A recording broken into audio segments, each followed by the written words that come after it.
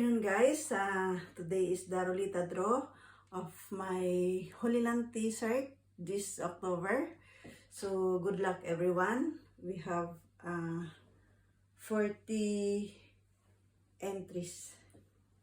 Ito yung may mga entries. Please check your names.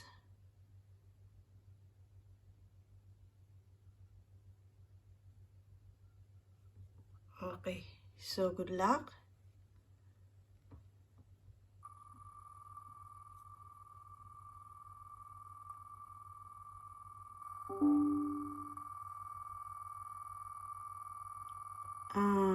Actually, nasa 47 comments yung video na yan. Kaya lang, yung iba hinide ni Lola M kasi masyadong offensive. So, 40 lang yung nakikita ko.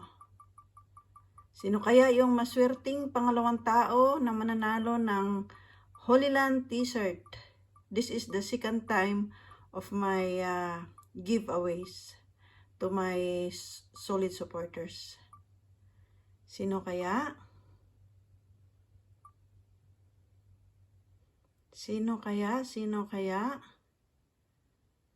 Maria Ligua. Nilampasan si Sis Maria. Why? Uy! Congrats sa Mascardo Beacherill. Ikaw yung nanalo ng Holy Land t-shirt this October. Congratulations. And to sa lahat ng hindi nananalo,